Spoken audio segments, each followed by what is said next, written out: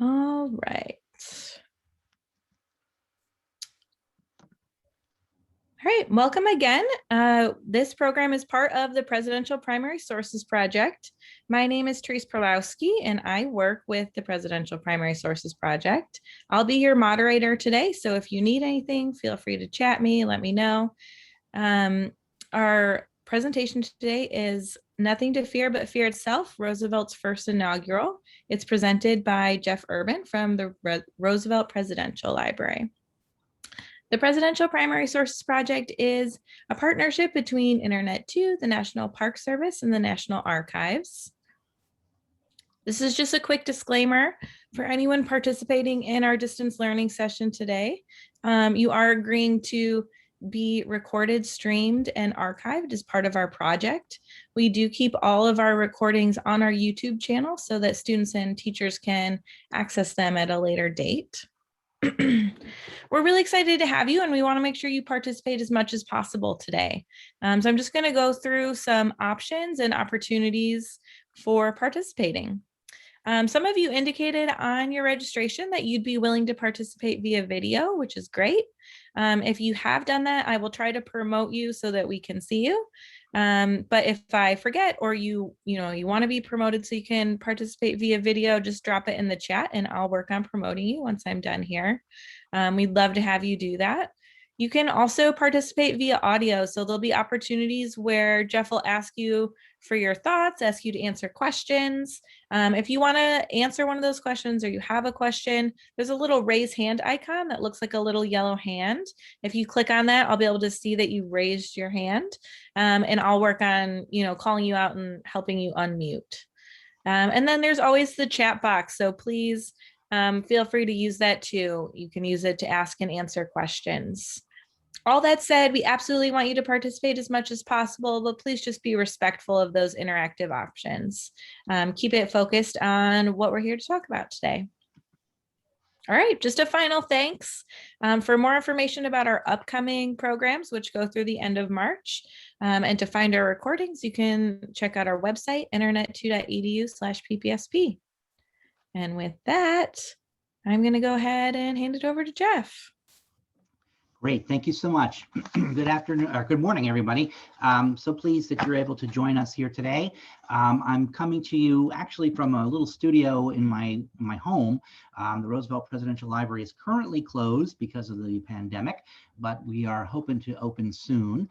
There's plenty of material online if you want to go and visit our website. We have blogs you can read about a variety of topics. We've got book talks, we've got curriculum guides, we've got YouTube videos. So there's plenty of material. Oh, and we also have a virtual tour. So there's plenty of material for you to take a look at there in the meantime until we open in real life. And of course, if you're too far away to get here in real life, then you certainly can visit us virtually. So today I would like to talk about FDR's first inaugural and his first, let's say, 100 days in office. And this is a time that was a very unique time in American history. Some people say it was a political realignment. In 1932, the election of Franklin Roosevelt, and then he takes power in 1933. Keep in mind that that's the way it works in our system. You are elected in the even years, and then you take office a few weeks later, a few months later in the odd year. So he was elected in 32, came to power in 1933. And this was an incredibly crazy time in American history. And it's, when you say crazy times these days, it's easier for us to understand that because we are living in a crazy time ourselves. But of course, the time that I'm speaking of is Roosevelt's, election to the presidency during the Great Depression. And what I'd like to do is talk a little bit about that, a little bit about the conditions that existed in the country, and then a little bit about how FDR's inaugural speech particularly changed the dynamics in the United States. And then, he began his first 100 days, which has now become the measure by which presidents are generally judged. You know, how well they do in the first 100 days will very often predict how well the rest of the administration will go. So if you have been hearing in the news about President Biden, you know, trying to get 100 million vaccinations within the first 100 days, or, you know, wearing masks for the first 100 days, or getting schools reopened within the first 100 days, you know, you might think, well, gee, why is this, you know, where's this 100 days thing come from? And it comes from Franklin Roosevelt's time in office. Now, in order to understand Roosevelt's inauguration, we really need to understand the conditions that were going on in the country at the time.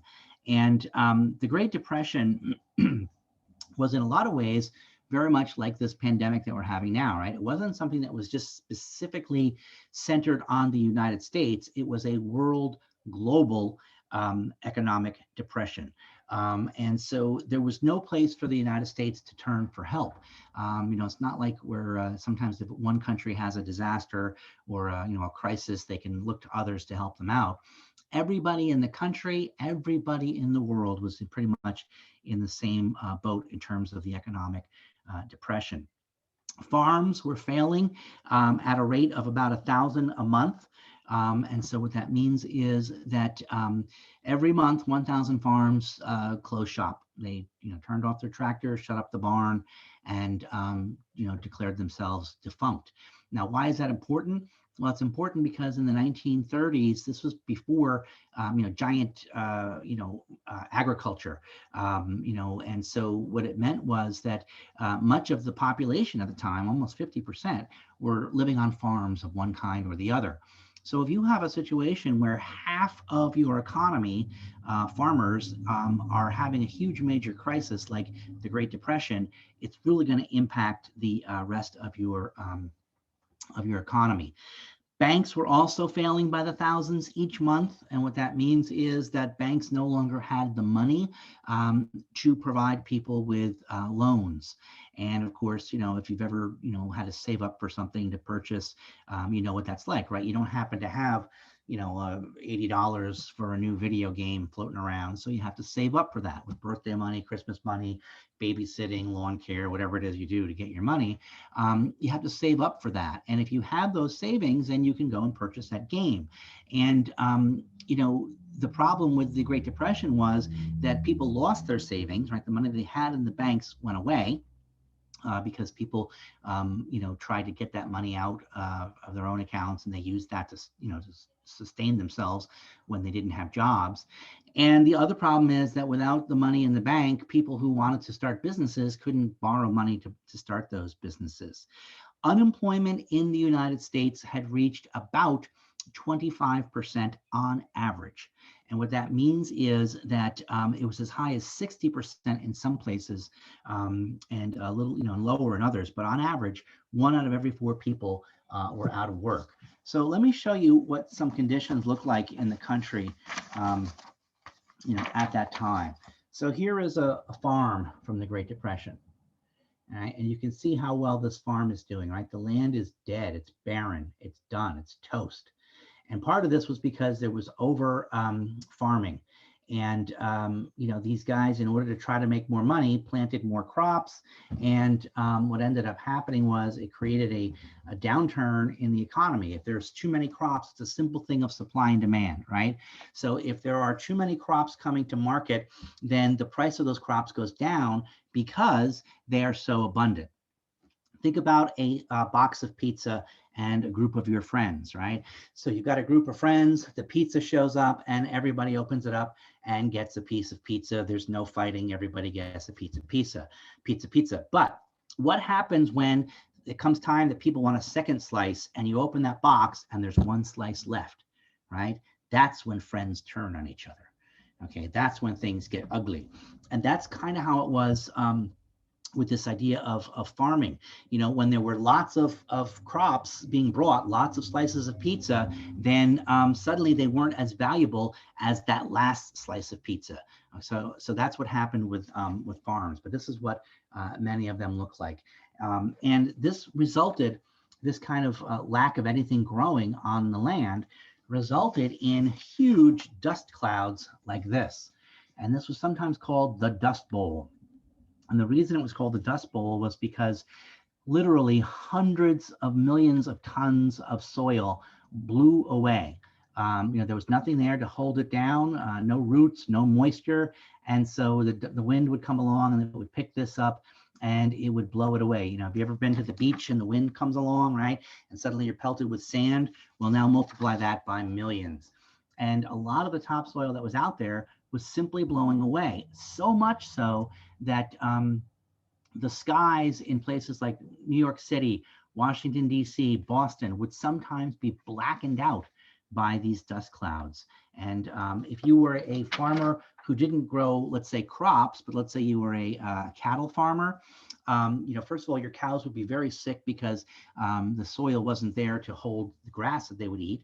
And you couldn't grow hay or much hay to feed these cows. So the cows were very sick to begin with. And then once these dust storms came in, the cows would die literally of what was called black lung disease, or brown lung disease. They would just breathe in this stuff, and they would end up passing away.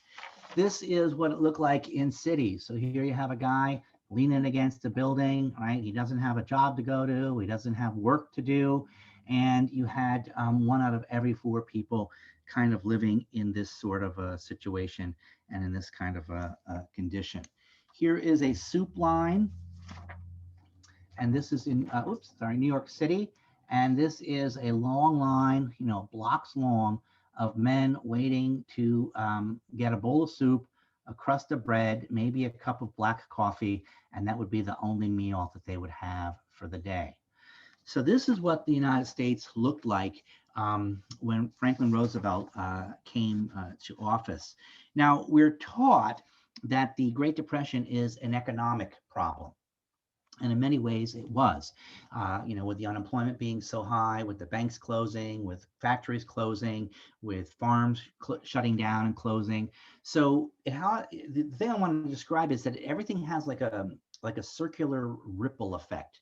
Okay, so if you are a farmer and let's say you're raising healthy crops, you've got some money coming in. So you can go to town and you can buy cloth and material for making things around your farm. You can buy maybe some movie tickets while you're in town. You can buy maybe a new truck for the farm, maybe some paint for the barn, right? And so as you're buying these things, the fabric person is making some money, the paint person is making some money, the truck sellers are making some money, and the movie theaters are making some money. But if you don't have that income coming in, then you don't buy paint for the barn. You don't buy movie tickets. You don't buy material. You don't buy anything. And so the people that work in the paint factory, suddenly the demand of paint goes down. The factory says, I got to lay some of you guys off. And so they lay them off. And now all of a sudden they don't have the income to get what they want. So this is the way the economy was working. And it all started with the farmers as early as the 1920s.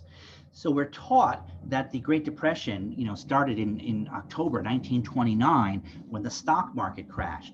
But the impact and the effects of the Great Depression had started even before that.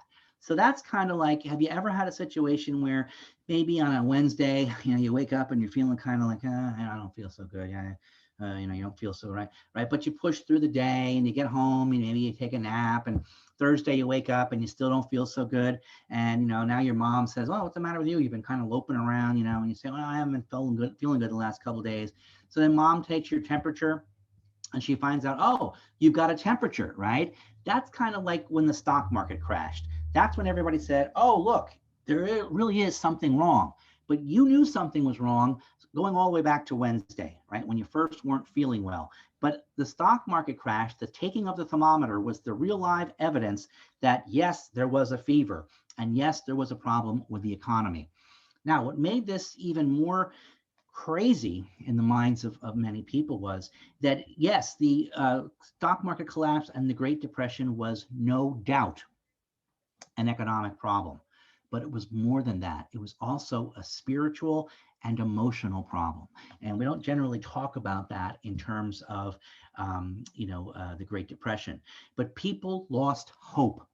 Like, people lost their jobs. When you lose your job, it's really, really important to you because in most cases, people identify themselves by their jobs, right? So what are you? I'm a teacher. What are you? I'm a lawyer. I'm a baker. I'm a this, I'm a that, right? Just like you guys identify yourselves in school as, oh, I'm a soccer player. Well, if you're thrown off the soccer team or the school says we're no longer going to fund the soccer team and the soccer team goes away, are you still a soccer player?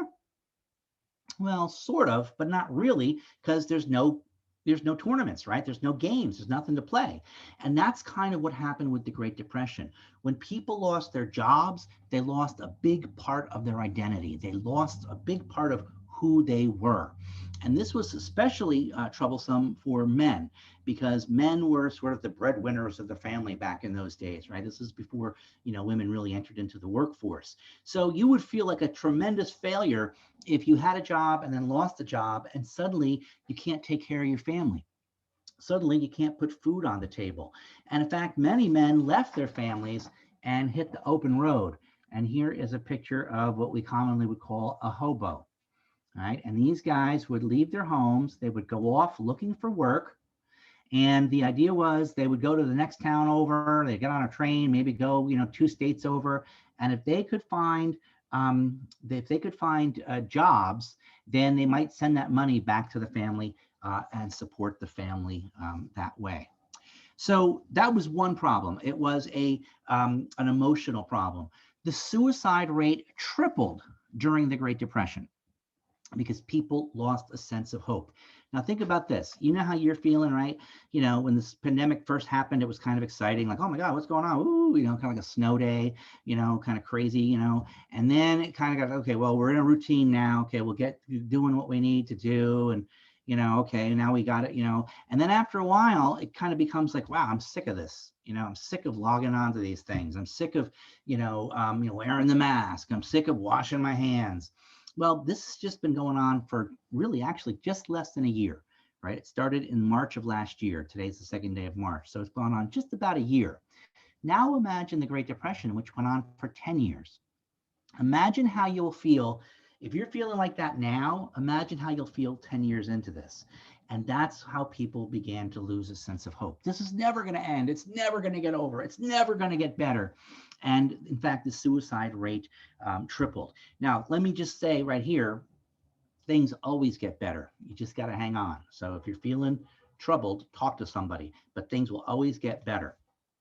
And then also families, it was a spiritual thing because families kind of broke in on themselves, right? Dads left the family to go look for work. Grandma had to move in with you. And suddenly now you got grandma staying in your room, right? Because she can't afford to stay on her own. And these kinds of things really had an impact on the family. Now, I'm going to take a quick look at the chat box here because I see there's 7 questions or 7 statements in there. Looks like the soil dried up. Yes, it did.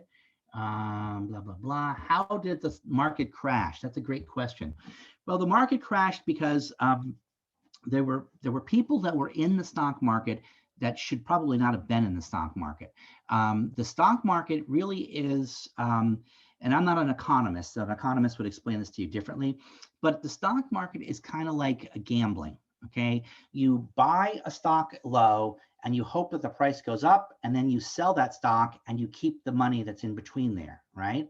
So what was happening with the stock market was the prices of stocks were going up and up and up and up, but they were going up somewhat artificially. They were going up because people wanted to have those stocks, not necessarily because those stocks were of value, but they were only of value because everybody wanted one. Again, kind of like that last piece of pizza in the pizza box. So what happened was there was a program or an idea called buying on margin. Okay, and that was a really dumb idea, and a lot of people did this. So I say, wow, the stock market's going so great, everything's going so good, I got to get in on that, but I don't have the $100 I need to buy that stock. So I go to my friend and I say, hey, Bill, lend me $100. I want to get into the stock market. These stocks are going up, and what'll happen is I'll buy the stock. When it goes up, I'll pay you back the $100, right? So the idea is I get the $100 from Bill, then I buy the stock at $100 a share, let's say, and I'm hoping that share will go up to $120, $150. If it goes up to $150 and I sell it, now I've made a $50 profit, right? So I go back to Bill and I say, hey, Bill, here's your $100 I borrowed. Oh, and I'll give you an extra 10 for being a pal and letting me borrow that. And I'm still $40 ahead. Okay.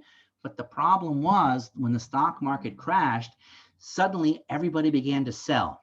And what happened was the stock's values went down. So now instead of a stock being worth $100, the stock is maybe worth only $30. And Bill comes over and he says, hey, Jeff, where's that $100 you owe me, right? Well, sorry, the stock went down. There you go. Well, hey, I was counting on that $100 to buy my mom a birthday present, right? And so you can see how these things are all intertangled and intertwined, and they end up creating problems all the way down the line. Now, this is what the country was facing during the opening years of the Roosevelt administration. Now, everybody blames Hoover for this. And my good friend Elizabeth, who works at the Hoover Presidential Library, and I have come to an agreement that, we all understand it wasn't Hoover's fault. The conditions were so bad that nobody knew what to do. Nobody knew what to do. And Hoover had kind of said like, well, I don't know what to do. So I'm just I give up. And now back in those days, you were elected in November and didn't take the presidency until March. So there was a 6-month period, right? November, December, January, February, March, 5-month period, where the old president had been thrown out. We don't want to deal with that guy anymore. And Roosevelt was elected, but he had no power yet. Okay, he had no power yet. And conditions in the country got worse and worse and worse and worse because nobody was doing anything about it. Roosevelt couldn't because he didn't have the power, and Hoover couldn't because people weren't listening to him anymore. They were just fed up and tired, like, get out of here. Nobody even wants to deal with you anymore. So this is what the nation was facing. And the banking crisis got worse, the farming crisis got worse, the job crisis got worse. And then along comes March 4th, 1933, and Franklin Roosevelt comes to power, and he is elected to the presidency, and almost any Democrat who had run against Herbert Hoover would have won. Things were so bad, people were like, man, we just need somebody, right? We just need a new captain on this team, right? We just need a new captain. And so the Democrats happened to elect this guy, Franklin Roosevelt, who, as it turns out, had some pretty good ideas about what to do with the economy, but it was still one of those kinds of situations where things were terribly, terribly bad. Now, one of the things that I love about Franklin Roosevelt's inaugural address, let me see if I've got a thing of it here. Okay, I want to just show you real quick. This is a copy of it. And just before he's about to give this thing, he says, this is a date of national consecration. So what he's talking about is this is beyond just a crisis. This is a crisis of biblical proportions. And so now here I am, I'm coming on as president, and this is beyond regular old crisis and problem. But he goes on there and he says, let me assert my firm belief that the only thing we have to fear is fear itself. Now, think about that for a minute. Here's this guy, this brand new president of the United States. And he says, hey, don't worry. The only thing we have to fear is fear itself. Yeah, I know this is a big crisis, but the only thing we have to be afraid of is being afraid of what we've got to do.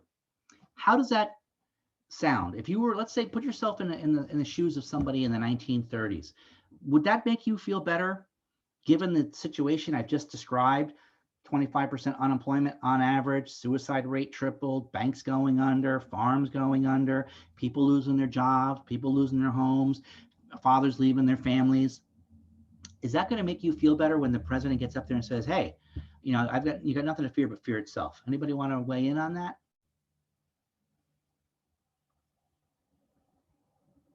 How would that phrase make you feel?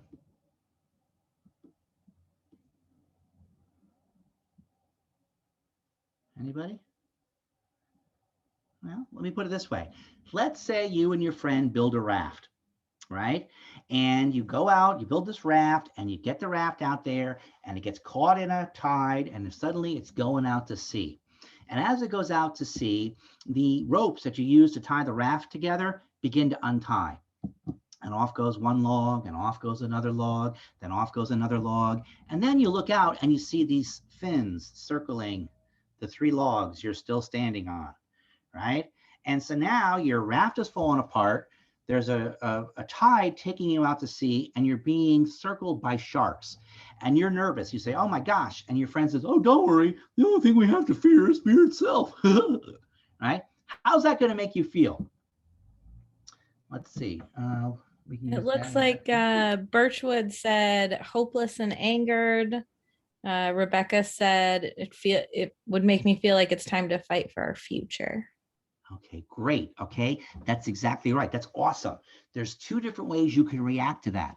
Hopeless and fearful. Like, what? Are you kidding me? You know, things are so bad and you're telling me I've got nothing to fear but fear itself. And that's the way a small segment of the country felt. You know, they felt like, wait a minute, you know, we've got suicide rate tripled, unemployment 25%, you know, businesses failing, all this stuff going bad.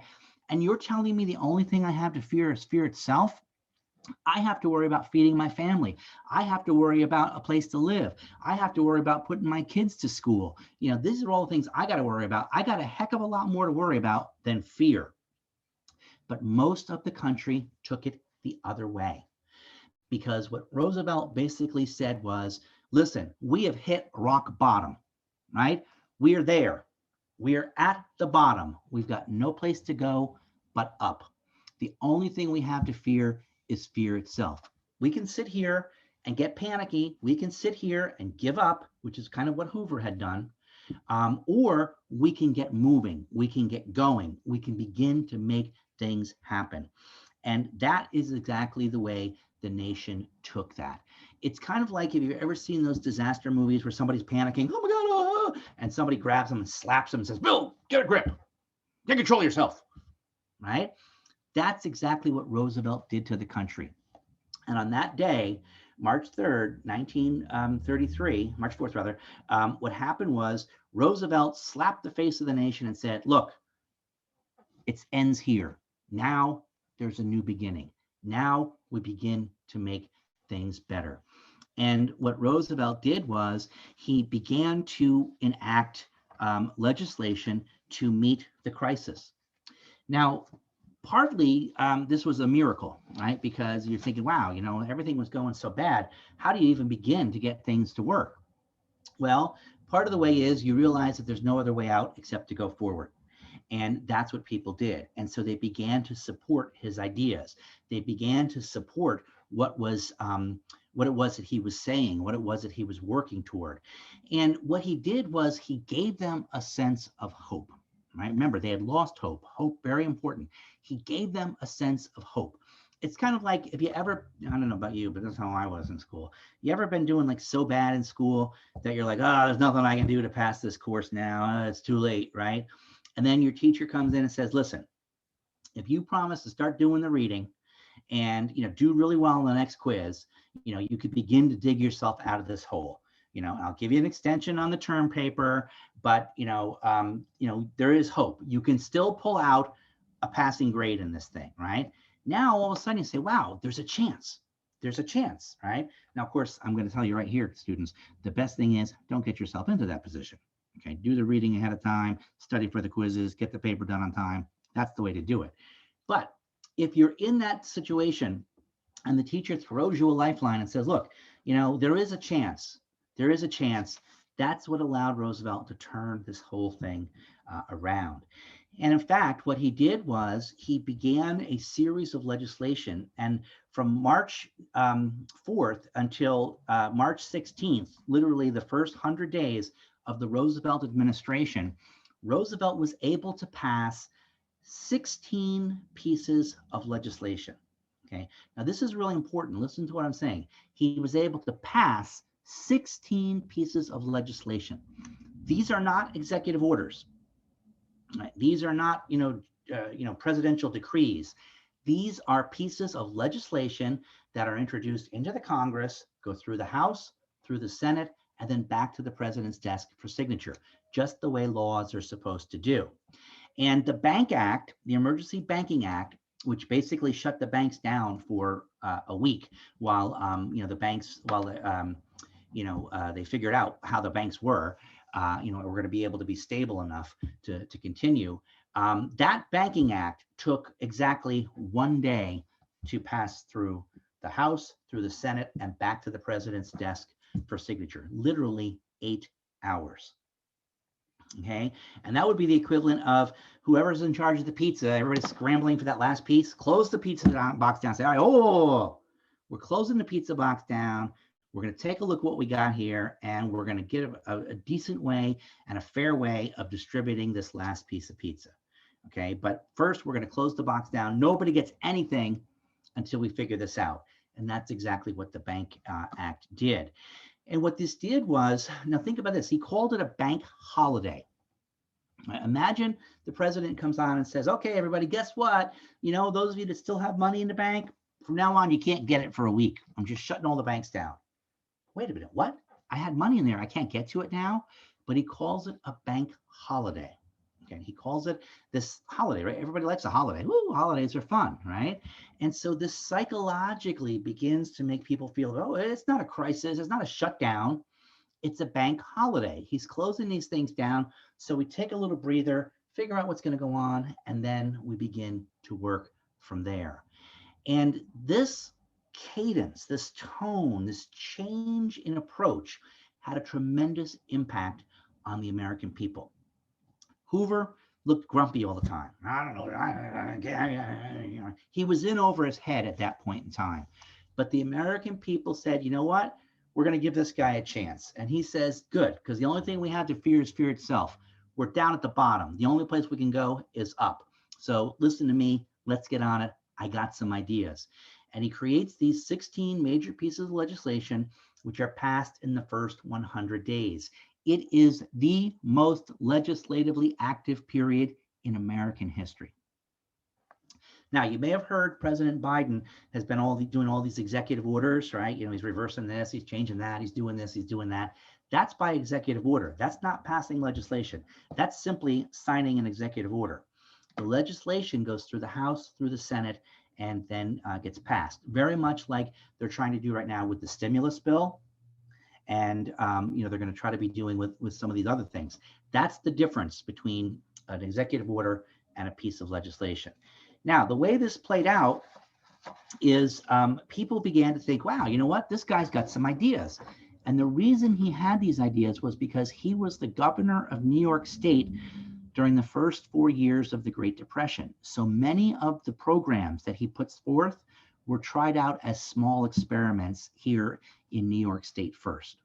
So he has an idea these things are going to work. And that's why he's confident enough to say the only thing we have to fear is fear itself.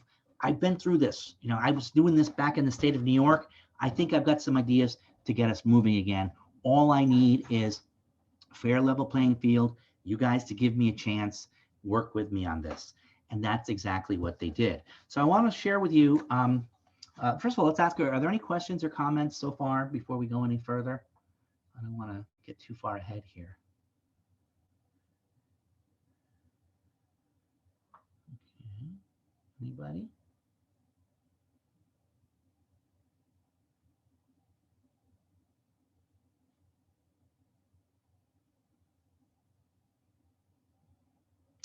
All right, let me give you another example. I'm not being political here. I want to be very clear about that. I'm simply looking at the facts, okay? What's actually happening. Think about how we felt in the couple of months before President Biden took office with the pandemic, right? We didn't have the vaccines. We didn't have, there were still questions about, do we wear masks? Shouldn't we wear masks? Some people refuse to, some people think we should. Is Dr. Fauci talking right? Is he not talking right? Back and forth, back and forth. Is the government doing enough to help us out? Are they letting it up to the states? What's going on? And then President Biden comes in, and I'm not saying that any of these actions are right or wrong. I'm not saying they're good or bad, but now Suddenly, here comes these vaccines, right? Here comes this general statement out of Washington to say, yes, wear a mask, wash your hands, stay away from each other. We need to do this in order to get these things moving.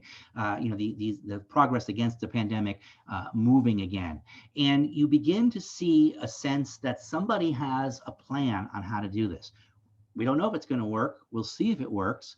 But at least it gives people a sense, okay, we got a way out of this, right? We've got a plan on how to do this. So that would be like you're on that raft and your friend says, take off your shoes and your shoelaces. We'll strap the last of the logs back together, and we'll be able to keep the raft together long enough that we won't be in the water with the sharks. That's kind of what Roosevelt is doing with that. And it's always amazed me that, he gets up there and he says, we have nothing to fear but fear itself. And this is at a time when the country is probably in the worst state it's ever been in since the American Civil War up to that point. And this really catches on. So I want to share with you some political cartoons.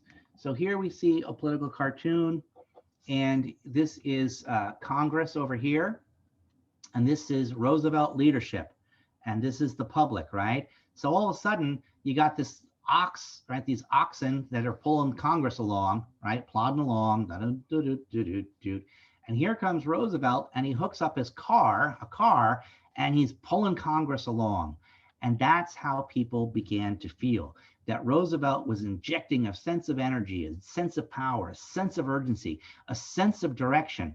And people said, hey, you know what? That's great. They're cheering him on as he's doing that.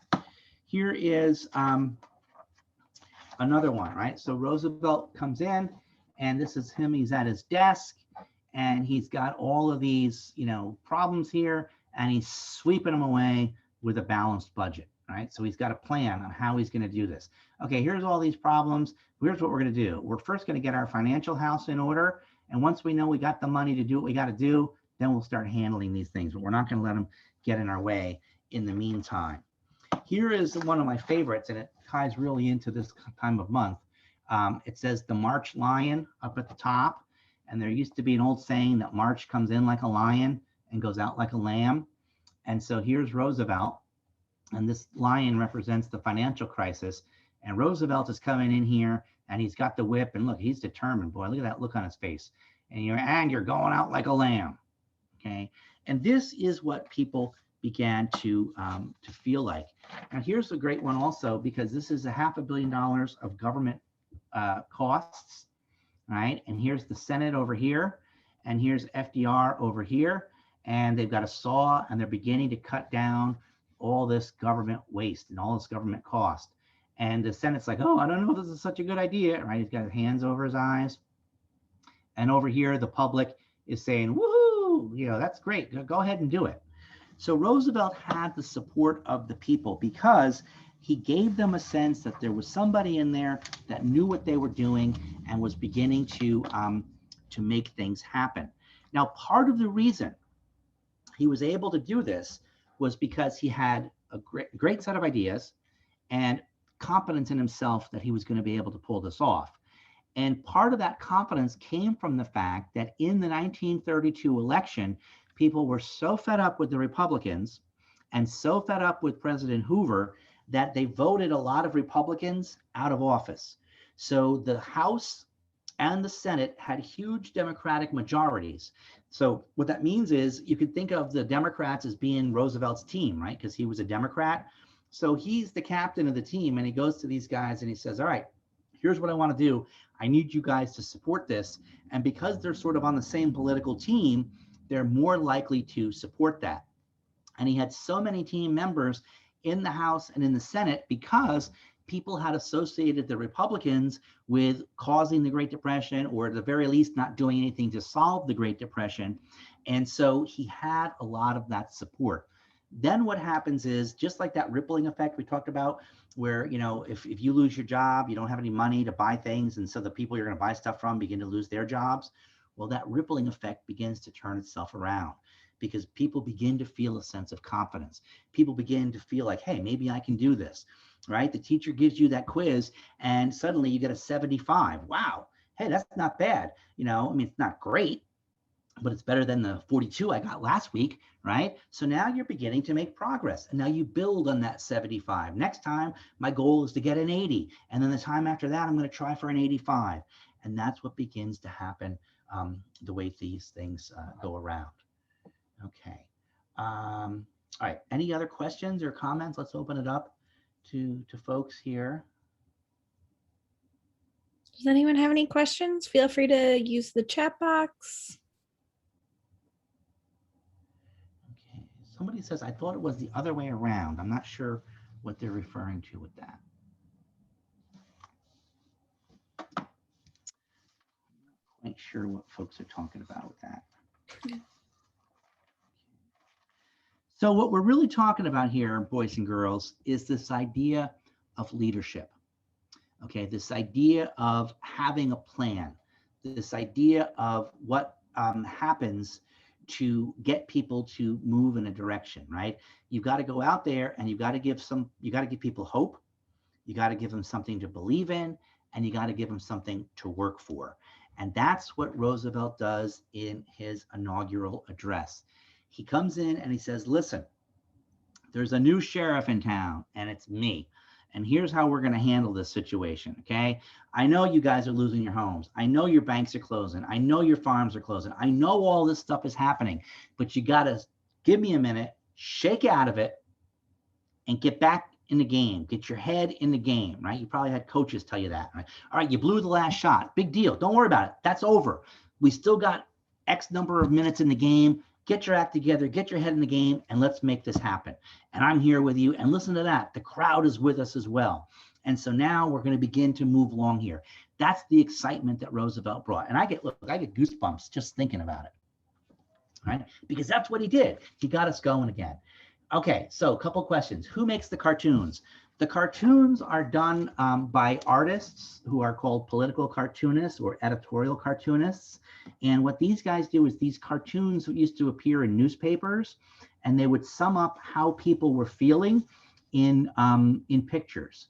And I personally love political cartoons. They've always been one of my favorite things because they can bring a really complex issue to be seen in a very easy way. So for example, this one here, right? It's the Roosevelt Cafe. He's got a lot of things cooking on here, right? And here's this guy looking at the menu. Now, you may not like everything on the menu, but you want to know what? There's a menu. You've got some choices, right? If it was the Hoover Cafe, it would be, closed, all right, or out of ideas, okay? So now Roosevelt's in there. He's got a menu of choices. Something on here is going to appeal to you. And that's what he's talking about. He's talking about experimentation. Let's make this stuff happen. Okay, so that was, why didn't the 20th Amendment apply to FDR since it was passed in January of 1933? Why did they have to wait until his second term to put this into effect? Well, generally speaking, when you do things like that, you have them, they don't go into effect immediately. They go into effect down the line. So after the next election or when the next person comes into office. And that's with this, so it gives an idea of fairness, okay?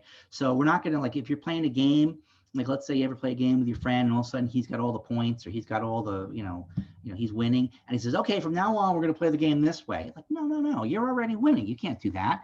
Next time we play the game, here's gonna be the rule. Right? And that's the way you begin to move on with that. With all his work for the country, did he take time for himself? Oh, wow, that's really great. I'm glad you're able to think about that, right? Yes, he did. As a matter of fact, he passed these 16 major pieces of legislation in the first 100 days, and then he took a little vacation and he took a little break. And what this did was it gave people a sense to get a sense of all that was going on with this stuff, right? This is a lot of action all of a sudden. Don't forget, you had a long period of nothing going on. Now, all of a sudden, you got all this stuff going on, and it gave people a chance to say, okay, let me figure out what he's doing here. What's the banking thing? And there's it. Okay, I got it now. I got it. So yes, he did take some time for himself, and it's very kind of you to be worried about the president that way.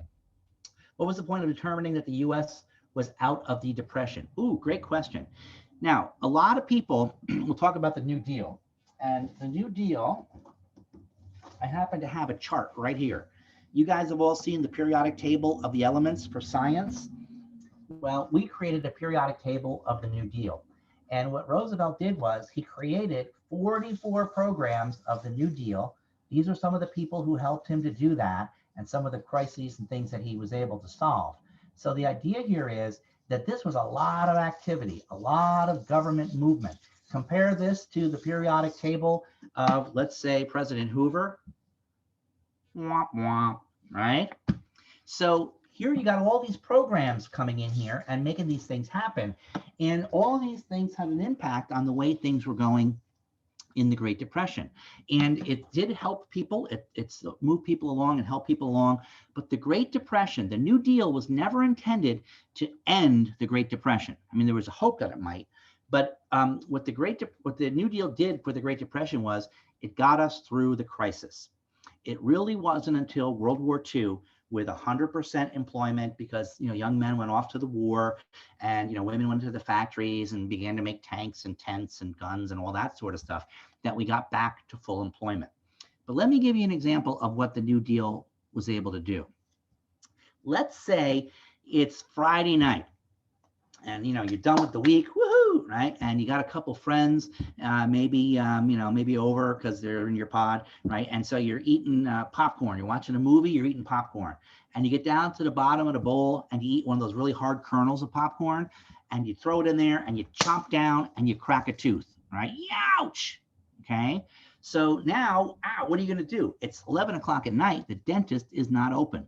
So what do? You say to your mom, Mom, I think I just cracked my tooth. So your mom says, oh, okay, let me take care of that. So she gives you some aspirin. She puts a little ice on there.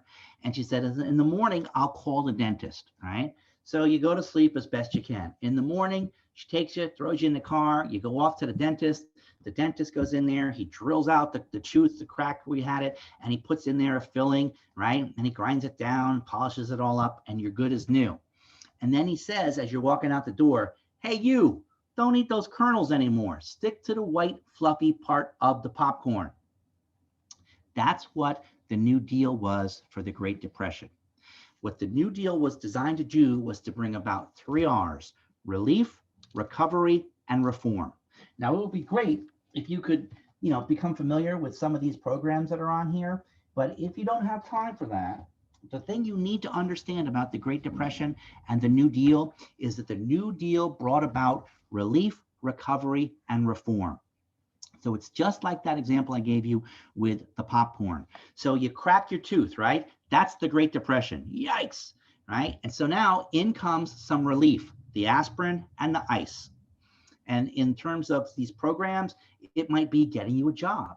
It might be getting you a small meal at that soup kitchen, right? So you're not hungry all afternoon. You can't figure out what you want to do because you're thinking about food all day long. All right, we'll get you some relief. Here's a meal. All right, now you're not so hungry. Think about how you can get out of this, right? So that's the relief, the aspirin and the ice. Then comes recovery. How do we get farmers to farm the land appropriately, not over farm it? Make sure that they plant stuff that holds the soil down. That is when you go to the dentist, right? He's drilling out the problem and he's putting in a solution. So that is the recovery. How do we get teachers back in the schools, students back in the classrooms, factory workers back on the factory line, farmers back on the farms, money back in the bank? And then comes the reform. And the reforms are, how do you prevent this from happening again? So it's things like the FDIC, the Federal Deposit Insurance Corporation. One of my favorite family stories is about my grandma, who, whenever you saw a picture of my grandma, she always had this big black pocketbook. And, we see pictures of grandma. I was laughing with my mom. Oh, there's grandma in her big black pocketbook, right? And she said, well, my mom said, you know what she had in there, don't you? And I said, well, no, it never really occurred to me. I was just a kid. And she said, about $30,000 cash. And I was like, what? $30,000 cash? Why? Because she lost money in the banks. Remember when I said Roosevelt closed down the banks? She never trusted him that they were going to open up and be safe again. She lost her life savings in the Great Depression, and she never wanted to be without her money again. Roosevelt solved that problem for her by creating the FDIC, the Federal Deposit Insurance Corporation. What that did was, it was a government program that said, you put money in the bank, we, the government, guarantee you it's going to be there when you want it. Okay, up to $200,000. All right, so put money in the bank. You can feel good about it. You can trust the bank. My grandma never was able to get that through her head. She always wanted to be close to that money, so she carried that pocketbook. So that was the reform. The Securities and Exchange Commission, which made sure that the stock market was more stable, so you didn't have all kinds of people borrowing to get in and getting all crazy with everything. So that's what the New Deal was. It was relief, recovery, and reform. And just like the ice and the aspirin will get you through the night till you get to the dentist to get the recovery, to get back in and have the advice of the reform, don't chew those hard wooden kernels anymore. That was kind of what the Great Depression and the New Deal was able to do for the Great Depression until World War II started. And then all of a sudden we had full employment and such. Okie dokie, let's see. Impact of war on, oh, I just did that, right? It was the war that got us out of it. All right, no doubt about it. And Roosevelt, he was just trying to get us through. You see, there's a thing called the market mechanism that, that's what's supposed to, take care of supply and demand and make sure that, if there's a need, somebody fills it. But the Depression had hit so bad and it had so impacted people that those market mechanisms broke down. And so what Roosevelt was trying to do was to sort of prop them up and get them back working again until they could get working really well. And then they would regulate the economy again themselves. And so that's what the Great Depression and the New Deal were all about, trying to get those things working again. Could you list some positive changes that FDR did in New York while governor that were similar to the things that he did with the New Deal? Well, I certainly can. So things like WPA, the Works Progress Administration, that was started here in New York State with job programs building, just like it did in the big national level, sidewalks, waterways, things like that. Civilian Conservation Corps, which was the big national program to get young men out into the forest, that happened here in New York State first. The Tennessee Valley Authority, which was the idea of damming up rivers and things and creating, floodplains and, generating electricity and that sort of stuff. That was tried out first here with the St. Lawrence Seaway program up in upstate New York. The fireside chats, the idea of getting on the radio and talking to people about what was going on, tried out here in New York State first. Would these cartoons be considered primary sources? Yes, they would. And the thing about this is, if you're going to claim these as a primary source, right, because these are created by people at the time talking about a situation, you got to make sure you include the sources up here, okay? So the date, time, not the time, but the date and the year and who it was that created this. And you got to make sure that you give them credit for that. Which book best covers these issues? Wow, that's a great question. There's a lot of books about the Roosevelts. There's a lot of books about the Great Depression.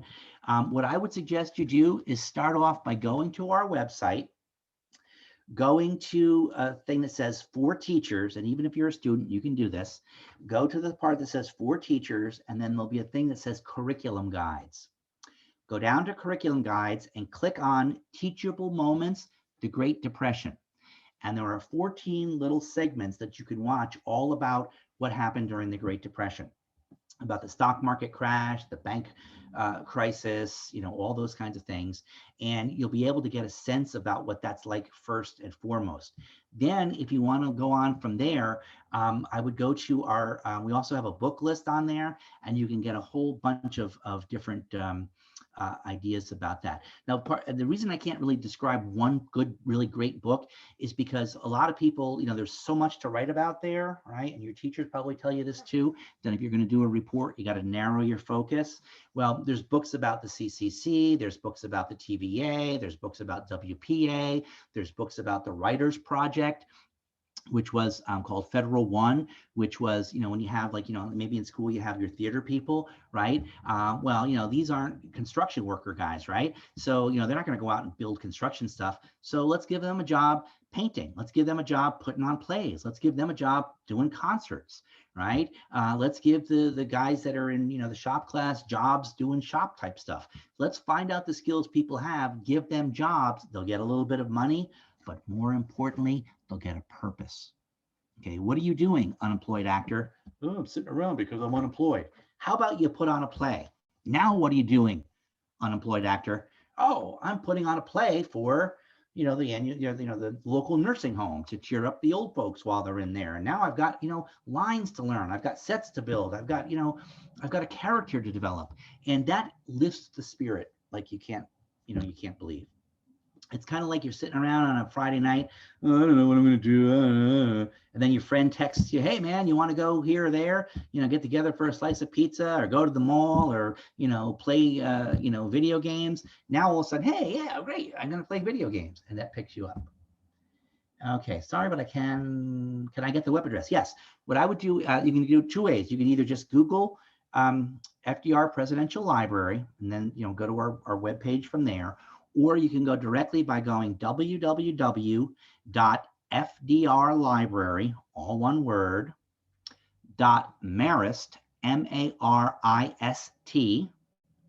which is a college here in Poughkeepsie, .edu, and you'll be able to get it that way there as well. Okay, so let's do a quick summary. And if you have any other questions, think about them while I'm doing the summary. So the country is in bad shape. Okay, really, really bad shape. The worst shape it's been in since the Civil War. Hoover has run out of ideas. People no longer support Hoover because he hasn't come up with any good ideas. They see him as part of the problem with the Great Depression. Roosevelt comes in and he says, hey, I got some new ideas because I tried some stuff out as governor of New York. I have a good feeling they're going to work. So he comes to power and he says, you've got nothing to fear but fear itself, okay? Don't worry about worrying. I've got some ideas. All I need you guys to do is trust me and to support me. And so they begin to do that. He introduces into Congress 16 major pieces of legislation designed to do what? Bring about relief, recovery, and reform, right? How do I get people through this rough time? Once they start seeing progress, they start to see things are getting better. It increases the enthusiasm and the confidence, and people begin to feel better. People begin to do better. And it's all based on this incredible sense of action and this incredible sense of taking command, getting in there and showing some leadership and doing what you have to do. And that's what the first 100 days was about. It has become now a model by which all presidents are judged. How well are you doing in your first 100 days? And the reason you generally tend to do better in your first 100 days is because you just won a big national election and people are still willing to trust you. People are still willing to give you some help and some support. And that's the best time to get things done. Nothing succeeds like success. Once you're doing well, you tend to do better. And it's just that simple. Are the cartoons on the website? Yes, you can go to our website and there's a whole slew of cartoons. Go to our Great Depression curriculum guide, and a lot of this material you can download and use it. It's right there. There's also questions and other primary source documents and questions about those that you can use. You've got those little videos you can watch, and teachers, I broke them up into like 3 or 4 minute sections so that you don't have to show like a 28-minute thing and have the kids' eyes glaze over and that sort of stuff. Okay, so hopefully that has been of use and interest to you. Keep in mind, you got a bud at the Roosevelt Presidential Library. If there's anything else you need, just shoot me an email and I'd be happy to help you out in any way that I can. That goes for teachers and for students as well. All right. Thank you so much, Jeff. We really appreciate your time today. And thank you for everybody who joined. Hopefully we'll see you at future programs as well. And I'll see you this afternoon, Jeff. Okay, guys. Take care, everybody. Study Bye. hard. Thank you. It's gonna get better. Hang in there.